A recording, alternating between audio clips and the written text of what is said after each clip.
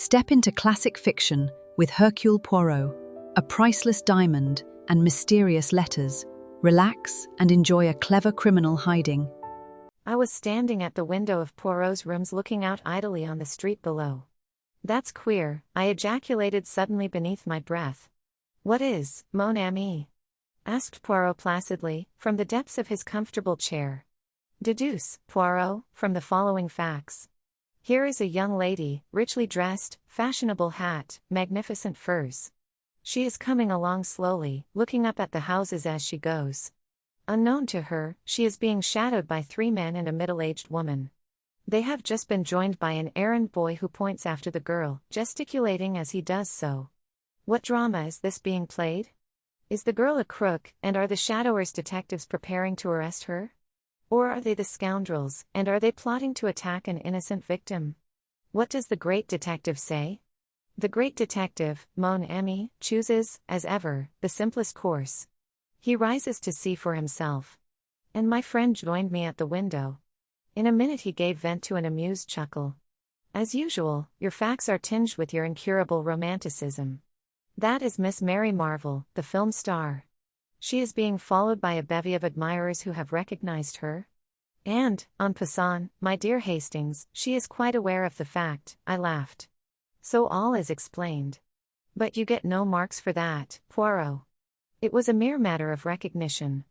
En vérité. And how many times have you seen Mary Marvel on the screen, mon cher?" I thought. "About a dozen times perhaps. And I, once. Yet I recognize her, and you do not." "She looks so different," I replied rather feebly. "Ah! Sacré," cried Poirot.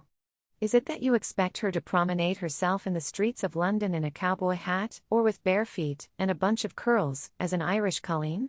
Always with you it is the non-essentials. Remember the case of the dancer, Valerie St. Clair." I shrugged my shoulders, slightly annoyed. "But console yourself, mon ami," said Poirot, calming down. "All cannot be as Hercule Poirot. I know it well." "You really have the best opinion of yourself of anyone I ever knew," I cried, divided between amusement and annoyance. "What will you? When one is unique, one knows it. And others share that opinion, even, if I mistake not, Miss Mary Marvel." "What?" "Without doubt. She is coming here." "How do you make that out?" "Very simply.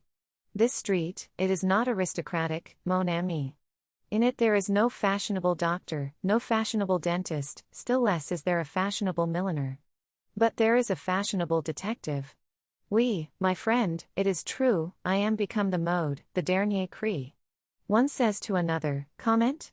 You have lost your gold pencil case? You must go to the little Belgian. He is too marvelous.'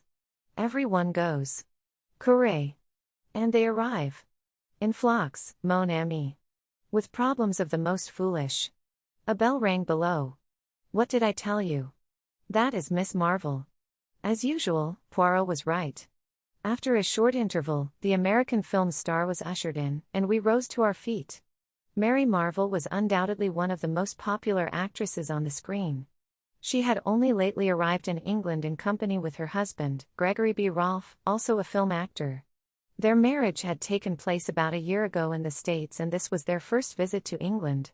They had been given a great reception. Everyone was prepared to go mad over Mary Marvel, her wonderful clothes, her furs, her jewels, above all one jewel, the great diamond which had been nicknamed, to match its owner, the Western Star. Much, true and untrue, had been written about this famous stone, which was reported to be insured for the enormous sum of £50,000. All these details passed rapidly through my mind as I joined with Poirot in greeting our fair client. Miss Marvel was small and slender, very fair and girlish-looking, with the wide innocent blue eyes of a child. Poirot drew forward a chair for her, and she commenced talking at once. "You will probably think me very foolish, Monsieur Poirot, but Lord Cronshaw was telling me last night how wonderfully you cleared up the mystery of his nephew's death, and I felt that I just must have your advice. I dare say it's only a silly hoax, Gregory says so, but it's just worrying me to death." She paused for breath. Poirot beamed encouragement. "Proceed, madam. You comprehend, I am still in the dark. It's these letters." Miss Marvel unclasped her handbag, and drew up 3 envelopes which she handed to Poirot. The latter scrutinized them closely. Cheap paper, the name and address carefully printed. Let us see the inside. He drew out the enclosure. I had joined him, and was leaning over his shoulder. The writing consisted of a single sentence, carefully printed like the envelope. It ran as follows: "The great diamond which is the left eye of the god must return whence it came." The second letter was couched in precisely the same terms, but the third was more explicit: "You have been warned. You have not obeyed. Now the diamond will be taken from you. At the full of the moon, the two diamonds which are the left and right eye of the god shall return." So it is written. The first letter I treated as a joke, explained Miss Marvel. When I got the second, I began to wonder. The third one came yesterday, and it seemed to me that, after all, the matter might be more serious than I had imagined. I see they did not come by post, these letters. No, they were left by hand, by a Chinaman. That is what frightens me. Why? Because it was from a chink in San Francisco that Gregory bought the stone 3 years ago. I see, madam, that you believe the diamond referred to be the Western Star, finished Miss Marvel. That's so. At the time, Gregory remembers that there was some story attached to the stone, but the chink wasn't handing out any information. Gregory says he seemed just scared to death, and in a mortal hurry to get rid of the thing. He only asked about 1/10 of its value. It was Greg's wedding present to me. Poirot nodded thoughtfully. The story seems of an almost unbelievable romanticism. And yet, who knows? I pray of you, Hastings, hand me my little almanac. I complied. Voyons, said Poirot, turning the leaves. When is the date of the full moon? Ah, Friday next. That is in 3 days' time. Eh bien, madam, you seek my advice, I give it to you. This belle-histoire may be a hoax, but it may not. Therefore I counsel you to place the diamond in my keeping until after Friday next. Then we can take what steps we please. A slight cloud passed over the actress's face, and she replied constrainedly, I'm afraid that's impossible. You have it with you, Hein? Poirot was watching her narrowly. The girl hesitated a moment, then slipped her hand into the bosom of her gown, drawing out a long thin chain. She leaned forward, unclosing her hand. In the palm, a stone of white fire, exquisitely set in platinum, lay and winked at us solemnly. Poirot drew in his breath with a long hiss. A patent, he murmured. You permit, madam? He took the jewel in his own hand and scrutinized it keenly, then restored it to her with a little bow. A magnificent stone, without a flaw. Ah, Saint Tonnerres. And you carry it about with you, comme ça?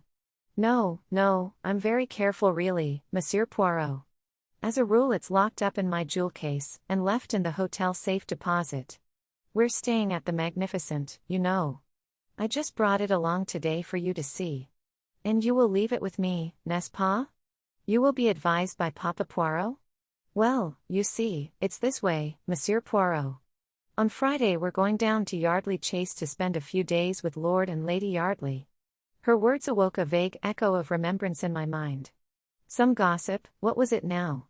A few years ago Lord and Lady Yardley had paid a visit to the States. Rumor had it that his lordship had rather gone the pace out there with the assistance of some lady friends, but surely there was something more, some gossip which coupled Lady Yardley's name with that of a movie star in California. Why?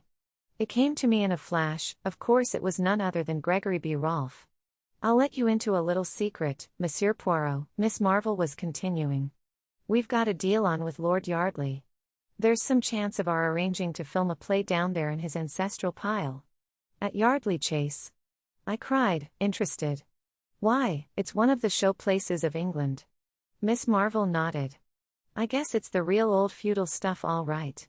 But he wants a pretty stiff price, and of course I don't know yet whether the deal will go through, but Greg and I always like to combine business with pleasure.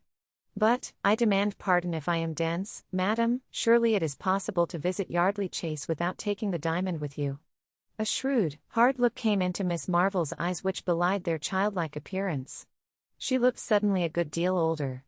I want to wear it down there. Surely, I said suddenly, there are some very famous jewels in the Yardley collection, a large diamond amongst them? That's so, said Miss Marvel briefly. I heard Poirot murmur beneath his breath, ah, c'est comme ça. Then he said aloud, with his usual uncanny luck in hitting the bullseye, he dignifies it by the name of psychology, then you are without doubt already acquainted with Lady Yardley, or perhaps your husband is. Gregory knew her when she was out west 3 years ago, said Miss Marvel. She hesitated a moment, and then added abruptly, do either of you ever see society gossip? We both pleaded guilty rather shamefacedly. I ask because in this week's number there is an article on famous jewels, and it's really very curious, she broke off. I rose, went to the table at the other side of the room and returned with the paper in question in my hand. She took it from me, found the article, and began to read aloud. Amongst other famous stones may be included the Star of the East, a diamond in the possession of the Yardley family. An ancestor of the present Lord Yardley brought it back with him from China, and a romantic story is said to attach to it. According to this, the stone was once the right eye of a temple god. Another diamond, exactly similar in form and size, formed the left eye, and the story goes that this jewel, too, would in course of time be stolen. One eye shall go west, the other east, till they shall meet once more.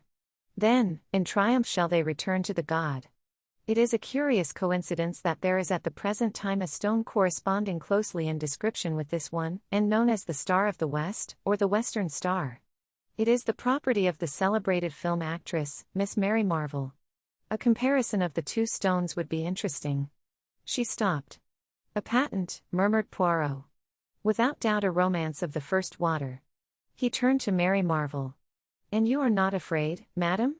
You have no superstitious terrors?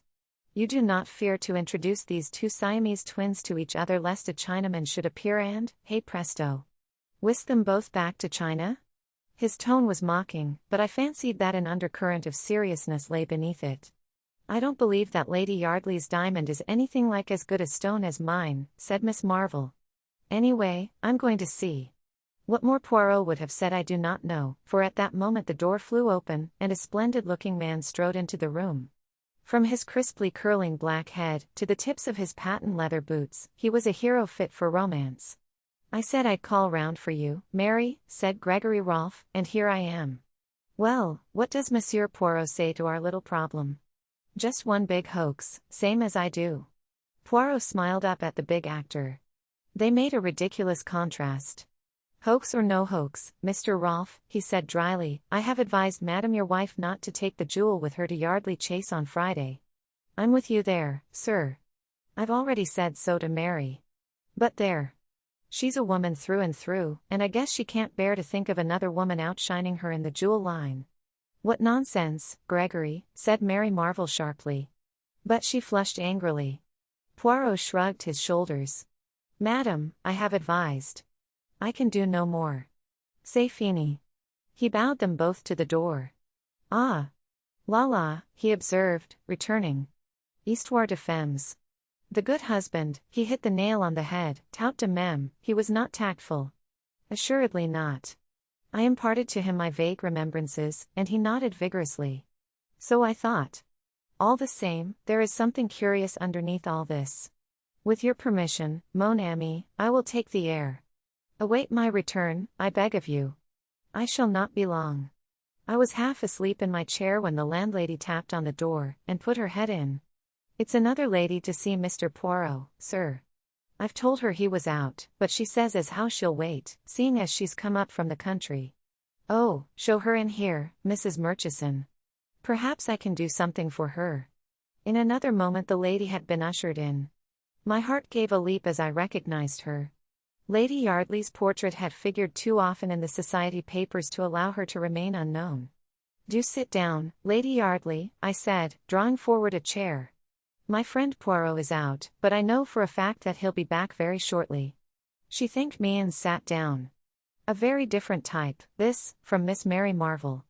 Tall, dark, with flashing eyes, and a pale proud face, yet something wistful in the curves of the mouth. I felt a desire to rise to the occasion. Why not? In Poirot's presence I have frequently felt a difficulty, I do not appear at my best. And yet there is no doubt that I, too, possess the deductive sense in a marked degree. I leant forward on a sudden impulse. Lady Yardley, I said, I know why you have come here. You have received blackmailing letters about the diamond. There was no doubt as to my bolt having shot home. She stared at me open-mouthed, all color banished from her cheeks. "You know?" she gasped. "How?" I smiled. "By a perfectly logical process. If Miss Marvel has had warning letters, Miss Marvel? She has been here. She has just left. As I was saying, if she, as the holder of one of the twin diamonds, has received a mysterious series of warnings, you, as the holder of the other stone, must necessarily have done the same. You see how simple it is? I am right, then, you have received these strange communications also?" For a moment she hesitated, as though in doubt whether to trust me or not, then she bowed her head in assent with a little smile. "That is so," she acknowledged. "Were yours, too, left by hand, by a Chinaman?" "No, they came by post, but, tell me, has Miss Marvel undergone the same experience, then?" I recounted to her the events of the morning. She listened attentively. "It all fits in. My letters are the duplicates of hers. It is true that they came by post, but there is a curious perfume impregnating them, something in the nature of joss stick, that at once suggested the East to me. What does it all mean?" I shook my head. "That is what we must find out. You have the letters with you. We might learn something from the postmarks. Unfortunately, I destroyed them. You understand, at the time I regarded it as some foolish joke. Can it be true that some Chinese gang are really trying to recover the diamonds? It seems too incredible." We went over the facts again and again, but could get no further towards the elucidation of the mystery. At last Lady Yardley rose. "I really don't think I need wait for Monsieur Poirot. You can tell him all this, can't you?" "Thank you so much, Mr." She hesitated, her hand outstretched. "Captain Hastings." "Of course. How stupid of me. You're a friend of the Cavendishes, aren't you?" It was Mary Cavendish who sent me to Monsieur Poirot. When my friend returned, I enjoyed telling him the tale of what had occurred during his absence. He cross-questioned me rather sharply over the details of our conversation, and I could read between the lines that he was not best pleased to have been absent. I also fancied that the dear old fellow was just the least inclined to be jealous. It had become rather a pose with him to consistently belittle my abilities, and I think he was chagrined at finding no loophole for criticism. I was secretly rather pleased with myself, though I tried to conceal the fact for fear of irritating him. In spite of his idiosyncrasies, I was deeply attached to my quaint little friend. "Bien," he said at length, with a curious look on his face. "The plot develops. Pass me, I pray you, that peerage on the top shelf there." He turned the leaves. "Ah, here we are. Yardley, 10th Viscount, served South African War, Taupsa na pot importance, March 1907. Honorable Maud Stopperton, 4th daughter of 3rd Baron Cotterill, has ISS. 2 daughters, born 1908, 1910. Clubs, residences. Voila, that does not tell us much. But tomorrow morning we see this milord." "What?" "Yes. I telegraphed to him. I thought you had washed your hands of the case? I am not acting for Miss Marvel since she refuses to be guided by my advice. What I do now is for my own satisfaction, the satisfaction of Hercule Poirot. Decidedly, I must have a finger in this pie. And you calmly wire Lord Yardley to dash up to town just to suit your convenience. He won't be pleased. Au contraire, if I preserve for him his family diamond, he ought to be very grateful." "Then you really think there is a chance of it being stolen?" I asked eagerly. "Almost a certainty," replied Poirot placidly. "Everything points that way." "But how?" Poirot stopped my eager questions with an airy gesture of the hand. "Not now, I pray you. Let us not confuse the mind. And observe that peerage, how you have replaced him. See you not that the tallest books go in the top shelf, the next tallest in the row beneath, and so on? Thus we have order, method, which, as I have often told you, Hastings." "Exactly," I said hastily, and put the offending volume in its proper place. Lord Yardley turned out to be a cheery, loud-voiced sportsman with a rather red face, but with a good-humored bonhomie about him that was distinctly attractive and made up for any lack of mentality. "Extraordinary business this, Monsieur Poirot. Can't make head or tail of it. Seems my wife's been getting odd kind of letters, and that this Miss Marvel's had 'em too. What does it all mean?" Poirot handed him the copy of Society Gossip. "First, milord, I would ask you if these facts are substantially correct?" The peer took it. His face darkened with anger as he read. Damned nonsense.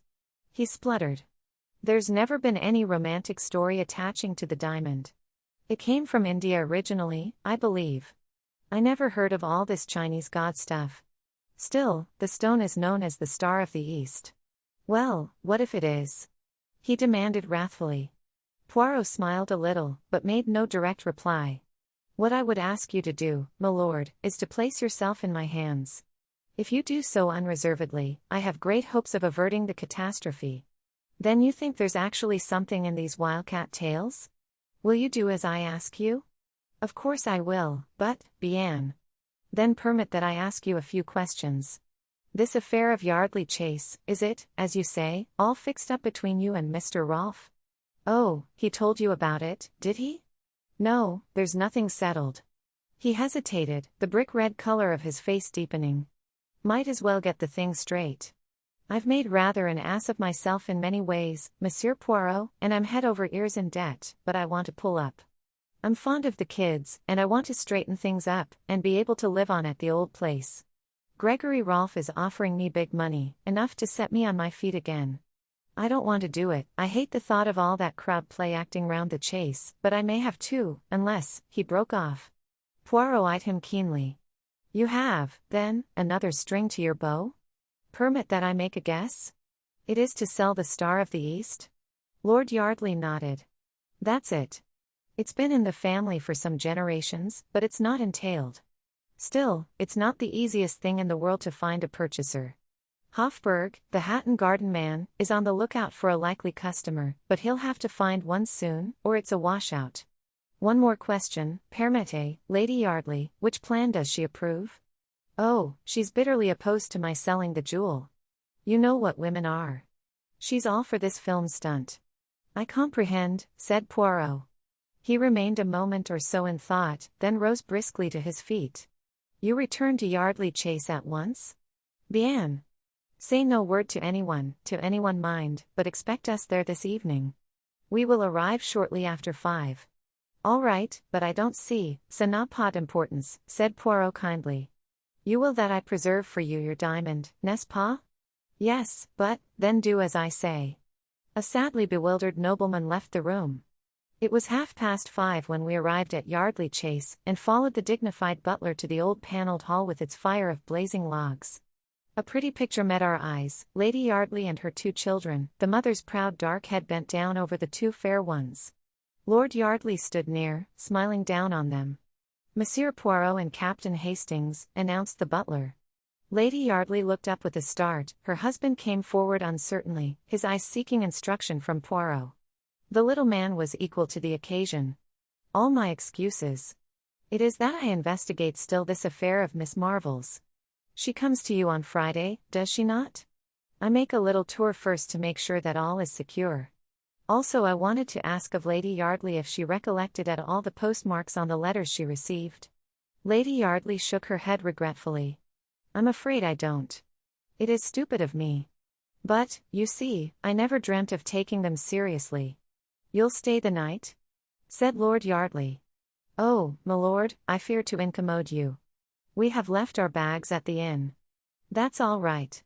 Lord Yardley had his cue. We'll send down for them. No trouble, I assure you. Poirot permitted himself to be persuaded, and sitting down by Lady Yardley, began to make friends with the children. In a short time they were all romping together, and had dragged me into the game. Vous êtes bon mère, said Poirot, with a gallant little bow, as the children were removed reluctantly by a stern nurse. Lady Yardley smoothed her ruffled hair. I adore them, she said with a little catch in her voice. And they you, with reason. Poirot bowed again. A dressing gong sounded, and we rose to go up to our rooms. At that moment the butler entered with a telegram on a salver which he handed to Lord Yardley. The latter tore it open with a brief word of apology. As he read it he stiffened visibly. With an ejaculation, he handed it to his wife. Then he glanced at my friend. Just a minute, Monsieur Poirot. I feel you ought to know about this. It's from Hofburg. He thinks he's found a customer for the diamond, an American, sailing for the States tomorrow. They're sending down a chap tonight to vet the stone. By Jove, though, if this goes through, words failed him. Lady Yardley had turned away. She still held the telegram in her hand. "I wish you wouldn't sell it, George," she said, in a low voice. "It's been in the family so long." She waited, as though for a reply, but when none came her face hardened. She shrugged her shoulders. "I must go and dress. I suppose I had better display the goods." She turned to Poirot with a slight grimace. "It's one of the most hideous necklaces that was ever designed. George has always promised to have the stones reset for me, but it's never been done." She left the room. Half an hour later, we three were assembled in the great drawing-room awaiting the lady. It was already a few minutes past the dinner hour. Suddenly there was a low rustle, and Lady Yardley appeared framed in the doorway, a radiant figure in a long white shimmering dress. Round the column of her neck was a rivulet of fire. She stood there with one hand just touching the necklace. "Behold the sacrifice," she said gaily. Her ill humor seemed to have vanished. "Wait while I turn the big light on and you shall feast your eyes on the ugliest necklace in England." The switches were just outside the door. As she stretched out her hand to them, the incredible thing happened. Suddenly, without any warning, every light was extinguished, the door banged, and from the other side of it came a long-drawn piercing woman's scream. "My God!" cried Lord Yardley. That was Maud's voice. "What has happened?" We rushed blindly for the door, cannoning into each other in the darkness. It was some minutes before we could find it. What a sight met our eyes! Lady Yardley lay senseless on the marble floor, a crimson mark on her white throat where the necklace had been wrenched from her neck. As we bent over her, uncertain for the moment whether she were dead or alive, her eyelids opened. "The Chinaman," she whispered painfully. "The Chinaman, the side door." Lord Yardley sprang up with an oath. I accompanied him, my heart beating wildly. The Chinaman again. The side door in question was a small one in the angle of the wall, not more than a dozen yards from the scene of the tragedy. As we reached it, I gave a cry. There, just short of the threshold, lay the glittering necklace, evidently dropped by the thief in the panic of his flight. I swooped joyously down on it. Then I uttered another cry which Lord Yardley echoed. For in the middle of the necklace was a great gap. The Star of the East was missing. "That settles it," I breathed. These were no ordinary thieves. This one stone was all they wanted. But how did the fellow get in? Through this door. But it's always locked. I shook my head. It's not locked now. See. I pulled it open as I spoke. As I did so, something fluttered to the ground. I picked it up. It was a piece of silk, and the embroidery was unmistakable. It had been torn from a Chinaman's robe. In his haste it caught in the door, I explained. "Come, hurry. He cannot have gone far as yet." But in vain we hunted and searched.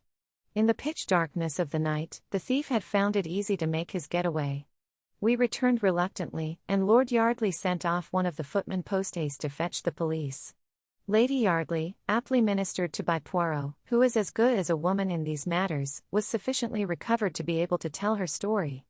"I was just going to turn on the other light," she said, "when a man sprang on me from behind. He tore my necklace from my neck with such force that I fell headlong to the floor. As I fell, I saw him disappearing through the side door. Then I realized by the pigtail and the embroidered robe that he was a Chinaman." She stopped with a shudder. The butler reappeared. He spoke in a low voice to Lord Yardley. "A gentleman from Mr. Hofburg's, my lord. He says you expect him." "Good heavens!" cried the distracted nobleman. "I must see him, I suppose." "No, not here, Mullings, in the library." I drew Poirot aside. "Look here, my dear fellow, hadn't we better get back to London?" "You think so, Hastings?" "Why?" "Well," I coughed delicately, "things haven't gone very well, have they? I mean, you tell Lord Yardley to place himself in your hands and all will be well, and then the diamond vanishes from under your very nose." "True," said Poirot, rather crestfallen. It was not one of my most striking triumphs. This way of describing events almost caused me to smile, but I stuck to my guns. "So, having, pardon the expression, rather made a mess of things, don't you think it would be more graceful to leave immediately? And the dinner, the without doubt excellent dinner, that the chef of Lord Yardley has prepared?" "Oh, what's dinner?" I said impatiently. Poirot held up his hands in horror. "Mon Dieu! It is that in this country you treat the affairs gastronomic with a criminal indifference. There's another reason why we should get back to London as soon as possible, I continued. What is that, my friend? The other diamond, I said, lowering my voice. Miss Marvel's. Eh bien, what of it? Don't you see? His unusual obtuseness annoyed me. What had happened to his usually keen wits? They've got one, now they'll go for the other. Tiens, cried Poirot, stepping back a pace and regarding me with admiration. But your brain marches to a marvel, my friend. Figure to yourself that for the moment I had not thought of that. But there is plenty of time. The full of the moon, it is not until Friday. I shook my head dubiously. The full of the moon theory left me entirely cold. I had my way with Poirot, however, and we departed immediately, leaving behind us a note of explanation and apology for Lord Yardley. My idea was to go at once to the Magnificent and relate to Miss Marvel what had occurred, but Poirot vetoed the plan and insisted that the morning would be time enough. I gave in rather grudgingly. In the morning Poirot seemed strangely disinclined to stir out. I began to suspect that, having made a mistake to start with, he was singularly loath to proceed with the case. In answer to my persuasions, he pointed out, with admirable common sense, that as the details of the affair at Yardley Chase were already in the morning papers, the Rolfes would know quite as much as we could tell them. I gave way unwillingly. Events proved my forebodings to be justified. About 2 o'clock, the telephone rang. Poirot answered it. He listened for some moments, then with a brief bien, je serai he rang off, and turned to me. What do you think, mon ami? He looked half ashamed, half excited. The diamond of Miss Marvel, it has been stolen. What? I cried, springing up. And what about the full of the moon now? Poirot hung his head. When did this happen? This morning, I understand. I shook my head sadly. If only you had listened to me. You see I was right. It appears so, mon ami, said Poirot cautiously. Appearances are deceptive, they say, but it certainly appears so. As we hurried in a taxi to the Magnificent, I puzzled out the true inwardness of the scheme. That full of the moon idea was clever. The whole point of it was to get us to concentrate on the Friday, and so be off our guard beforehand. It is a pity you did not realize that. Ma foi, said Poirot airily, his nonchalance quite restored after its brief eclipse. One cannot think of everything. I felt sorry for him. He did so hate failure of any kind. Cheer up, I said consolingly. Better luck next time. At the Magnificent, we were ushered at once into the manager's office. Gregory Rolfe was there with 2 men from Scotland Yard. A pale-faced clerk sat opposite them. Rolfe nodded to us as we entered. We're getting to the bottom of it, he said. But it's almost unbelievable. How the guy had the nerve I can't think. A very few minutes sufficed to give us the facts. Mr. Rolfe had gone out of the hotel at 11:15. At 11:30, a gentleman, so like him in appearance as to pass muster, entered the hotel and demanded the jewel case from the safe deposit. He duly signed the receipt, remarking carelessly as he did so, "Looks a bit different from my ordinary one, but I hurt my hand getting out of the taxi." The clerk merely smiled and remarked that he saw very little difference. Rolfe laughed and said, "Well, don't run me in as a crook this time, anyway. I've been getting threatening letters from a Chinaman, and the worst of it is I look rather like a chink myself. It's something about the eyes." I looked at him, said the clerk who was telling us this, and I saw at once what he meant. The eyes slanted up at the corners like an Oriental's. I'd never noticed it before. "Darn it all, man," roared Gregory Rolfe, leaning forward, "do you notice it now?" The man looked up at him and started. "No, sir," he said. "I can't say I do." And indeed there was nothing even remotely Oriental about the frank brown eyes that looked into ours. The Scotland Yard man grunted. Bold customer. Thought the eyes might be noticed, and took the bull by the horns to disarm suspicion. He must have watched you out of the hotel, sir, and nipped in as soon as you were well away. What about the jewel case? I asked. It was found in a corridor of the hotel. Only one thing had been taken, the Western Star. We stared at each other, the whole thing was so bizarre, so unreal. Poirot hopped briskly to his feet. "I have not been of much use, I fear," he said regretfully. "Is it permitted to see madam?" "I guess she's prostrated with the shock," explained Rolfe. "Then perhaps I might have a few words alone with you, monsieur?" "Certainly. In about 5 minutes Poirot reappeared. "Now, my friend," he said gaily. "To a post office. I have to send a telegram." "Who to?" "Lord Yardley." He discounted further inquiries by slipping his arm through mine. "Come, come, mon ami. I know all that you feel about this miserable business. I have not distinguished myself. You, in my place, might have distinguished yourself. Bien. All is admitted. Let us forget it and have lunch." It was about 4 o'clock when we entered Poirot's rooms. A figure rose from a chair by the window. It was Lord Yardley. He looked haggard and distraught. "I got your wire and came up at once.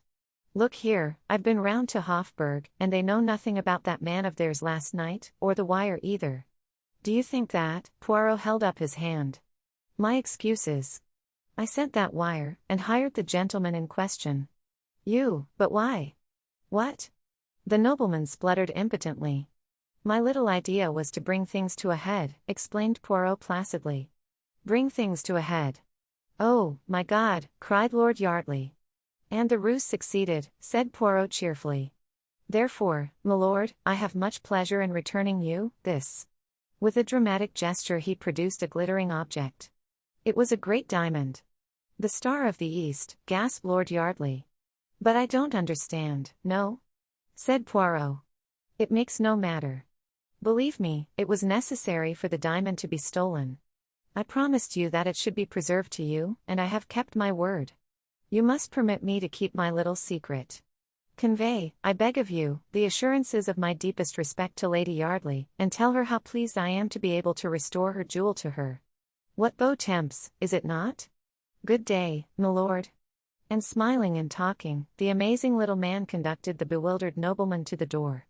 He returned gently rubbing his hands. "Poirot," I said. "Am I quite demented?" "No, mon ami, but you are, as always, in a mental fog. How did you get the diamond?" "From Mr. Rolfe." "Rolfe? Mais oui. The warning letters, the Chinaman, the article in Society Gossip, all sprang from the ingenious brain of Mr. Rolfe. The two diamonds, supposed to be so miraculously alike, bah! They did not exist. There was only one diamond, my friend. Originally in the Yardley collection, for 3 years it has been in the possession of Mr. Rolfe. He stole it this morning with the assistance of a touch of grease paint at the corner of each eye. Ah, must see him on the film, he is indeed an artist, celui-là. But why should he steal his own diamond?" I asked, puzzled. "For many reasons. To begin with, Lady Yardley was getting restive." "Lady Yardley? You comprehend she was left much alone in California. Her husband was amusing himself elsewhere. Mr. Rolfe was handsome, he had an air about him of romance. But au fond, he is very businesslike, c'est monsieur. He made love to Lady Yardley, and then he blackmailed her. I taxed the lady with the truth the other night, and she admitted it. She swore that she had only been indiscreet, and I believe her. But, undoubtedly, Rolfe had letters of hers that could be twisted to bear a different interpretation. Terrified by the threat of a divorce, and the prospect of being separated from her children, she agreed to all he wished. She had no money of her own, and she was forced to permit him to substitute a paste replica for the real stone. The coincidence of the date of the appearance of the Western Star struck me at once. All goes well. Lord Yardley prepares to range himself, to settle down. And then comes the menace of the possible sale of the diamond. The substitution will be discovered. Without doubt she writes off frantically to Gregory Rolfe, who has just arrived in England. He soothes her by promising to arrange all, and prepares for a double robbery. In this way he will quiet the lady, who might conceivably tell all to her husband, an affair which would not suit our blackmailer at all. He will have £50,000 insurance money, aha, you had forgotten that, and he will still have the diamond. At this point I put my finger in the pie. The arrival of a diamond expert is announced. Lady Yardley, as I felt sure she would, immediately arranges a robbery, and does it very well too. But Hercule Poirot, he sees nothing but facts. What happens in actuality? The lady switches off the light, bangs the door, throws the necklace down the passage, and screams. She has already wrenched out the diamond with pliers upstairs, but we saw the necklace round her neck. I objected. "I demand pardon, my friend." Her hand concealed the part of it where the gap would have shown. To place a piece of silk in the door beforehand is child's play. Of course, as soon as Rolf read of the robbery, he arranged his own little comedy. And very well he played it. What did you say to him? I asked with lively curiosity. I said to him that Lady Yardley had told her husband all, that I was empowered to recover the jewel, and that if it were not immediately handed over proceedings would be taken. Also a few more little lies which occurred to me. He was as wax in my hands.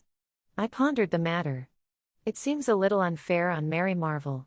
She has lost her diamond through no fault of her own. Bah, said Poirot brutally. She has a magnificent advertisement.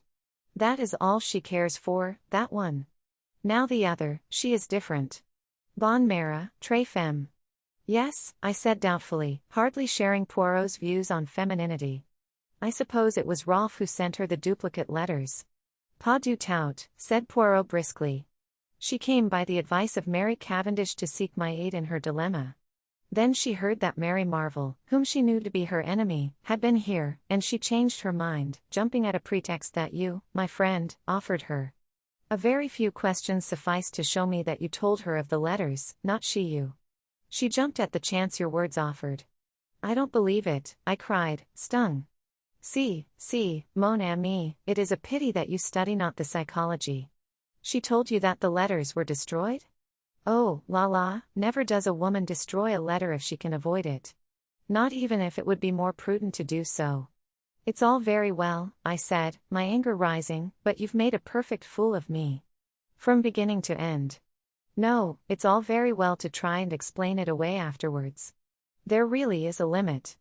But you were so enjoying yourself, my friend. I had not the heart to shatter your illusions. It's no good. You've gone a bit too far this time. Mon Dieu. But how you enrage yourself for nothing, mon ami. I'm fed up. I went out, banging the door. Poirot had made an absolute laughingstock of me. I decided that he needed a sharp lesson. I would let some time elapse before I forgave him. He had encouraged me to make a perfect fool of myself,